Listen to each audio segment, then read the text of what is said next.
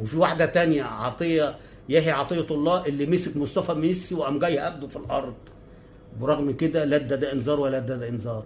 انما قام جاي مدي مجدي عبد العاطي انذار وطرد. يا حلاوتك يا جمالك يا كابتن محمود يا ناجي يا عالمي، ما رحتش ليه للفار؟ ما قلتش ليه للفار؟ في ايه؟ الفار ما بعتكش ليه؟